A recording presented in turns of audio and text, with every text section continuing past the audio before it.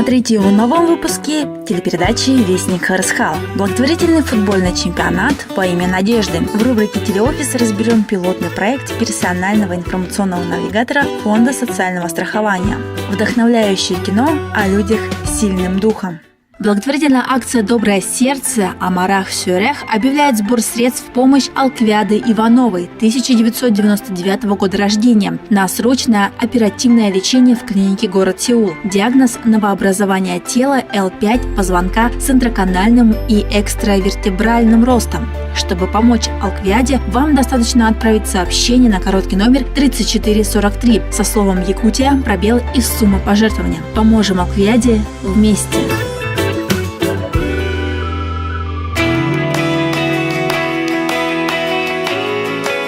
В Якутске состоялся первый благотворительный турнир по мини-футболу среди юношеских команд школ города Якутска. Соревнование состоялось в рамках всероссийского проекта «Футбол во имя Надежды» Международной федерации ФИФА, осуществляемой региональной общественной организацией инвалидов «Перспектива» и компанией «Мегафон». Оператором проекта в Якутске является благотворительный фонд «Харысхал». В течение года у себя в школе занимались разным видом футбола. Они узнали, что в футбол могут играть не только здоровые ребята, но и ребята с инвалидностью по зрению, по слуху.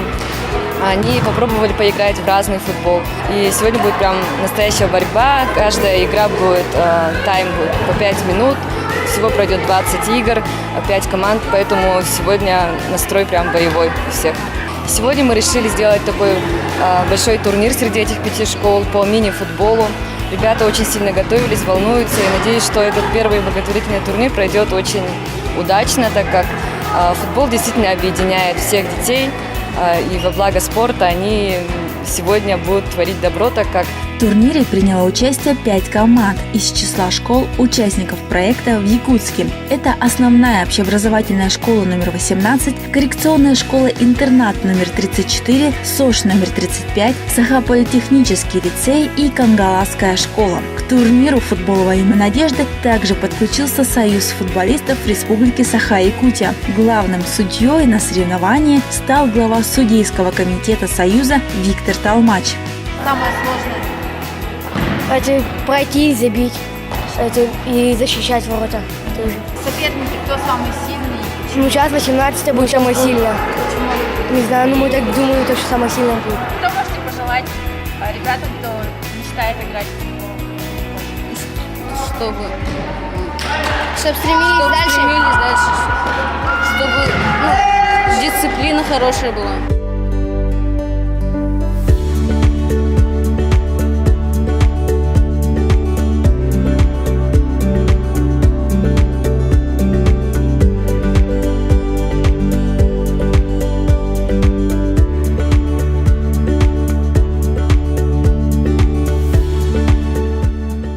Чемпионат носил благотворительные цели. Так, все участники внесли свой вклад в поддержку Алквиаде Ивановой в рамках республиканской акции «Доброе сердце». В сентябре девочке было диагностировано новообразование тела L5 позвонка с интраканальным и экстравертебральным ростом. Алквиаде требуется операция, которую проведут в ближайшее время в Южной Корее.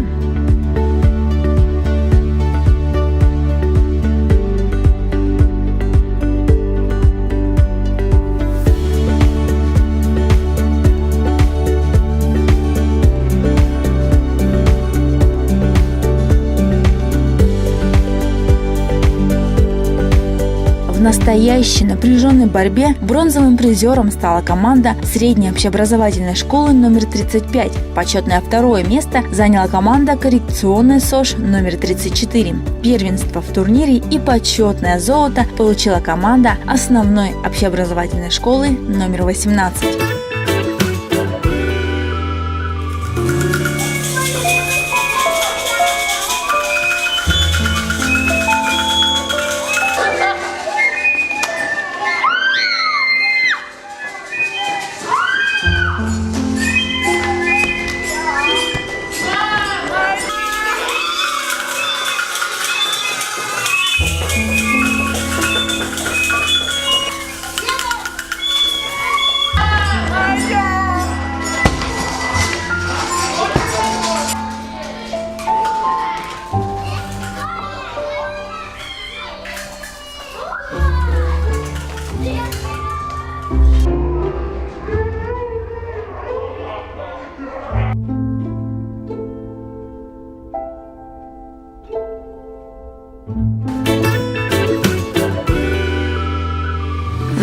2016 году Фонд социального страхования запустил в 4 регионах России пилотный проект «Персональный информационный навигатор». С этого года к проекту присоединилась Республика Саха-Якутия. Что такое персональный информационный навигатор? Персональный информационный навигатор, или по-другому социальный ПИН, это инструмент, который повышает комфортность для людей с инвалидностью при взаимоотношении с фондом социального страхования. Человеку будет приходить в электронном или бумажном виде, в зависимости от того, как он сам выберет, программные документы с важными данными. Какие технические средства реабилитации положены в текущем году, где и как их получить, какие процедуры назначены, адреса и телефоны для обращения. Для начала к проекту присоединяются дети с инвалидностью, а уже затем и взрослые. И преимущество этого проекта заключается, что предварительно поставщики за 3 дня должны уведомить родителей о предоставлении, о доставке технического средства реабилитации. Реализация проекта проходит в несколько этапов. Первый этап – отправка ПИН. Информирование через личные письма родителей и законных представителей ребенка с инвалидностью о начале пилотного проекта. Второй этап – обратная связь. Родители и законные представители определяют способы доставки информирования. Это может быть электронная почта, телефон или почтовые отправления. Третий этап – занесение информации в ПИН, отправка согласованного варианта родителям. Четвертый этап – обновление ПИН по мере обеспечения техническими средствами реабилитации и протезно-ортопедическими изделиями. Для каждого ребенка будет также определен куратор, который будет их курировать. Кураторы назначены работники социального отдела социальных программ. Мы распределили по улусам, и когда мы информационные письма мы отправляли, там уже указаны их кураторы и номера телефонов. После реализации вышеперечисленных этапов филиал регионального отделения Фонда социального страхования проводит анализ потребностей в обеспечении техническими средствами реабилитации и протезными ортопедическими изделиями, согласование календаря доставки, работу с поставщиком в части проведения анализа полученных реестров от филиала, осуществление информирования и доставки согласно данным реестрам. Хотелось бы родителям, когда они подают заявление, указывали конкретный точный адрес и телефон, чтобы был у них с ними связь обратная. По всем возникающим вопросам вы можете обратиться к специалистам Фонда социального страхования по горячей линии 8 41 12 500 333.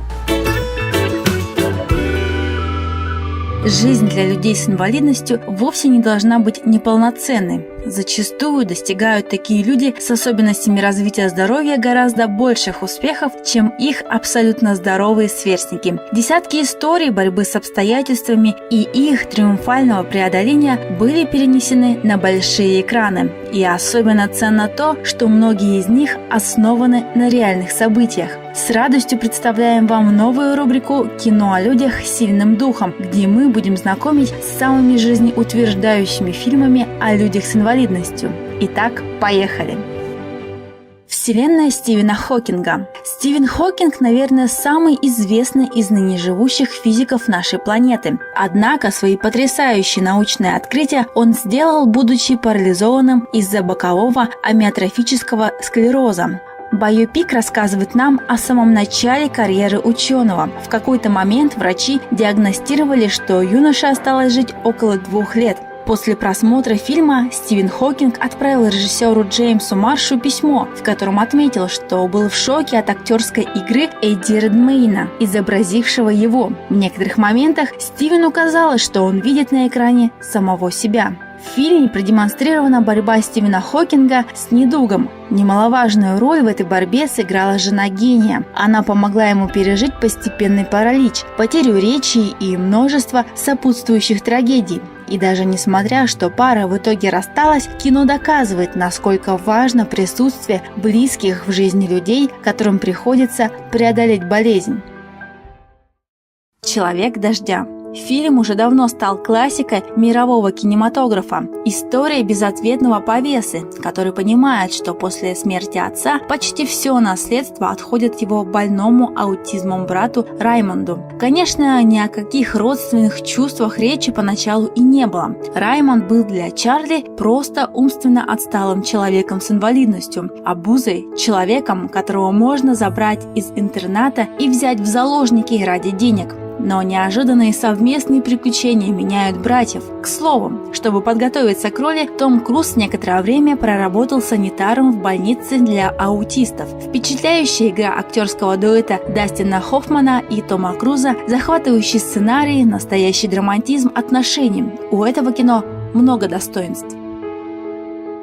А в душе я танцую. Диагноз главного героя Майкла – церебральный паралич. Почти вся его жизнь прошла в инвалидном кресле в интернате среди больных людей. Но ситуация полностью меняется, когда новым пациентом заведения становится неунывающий Рори О'Ши. Он почти обездвижен из-за мышечной атрофии, но все равно старается жить полной жизнью. Это знакомство открывает для Майкла уйму новых возможностей. Друзья решают добиться самостоятельного проживания и покидают интернат. Ходят на вечеринки, знакомятся с девушками. Новый виток в жизни героев начинается благодаря сиделке, на роль которой парни выбирают очаровательную блондинку. Кстати, история с появлением в жизни парализованного человека здорового компаньона, меняющего его жизнь к лучшему, также показана в фильме «1+1» и в романтической версии подобного сюжета «До встречи с тобой», о которых мы также расскажем в ближайших выпусках. Мы обязательно продолжим знакомить вас с вдохновляющими кинокартинами о людях с инвалидностью.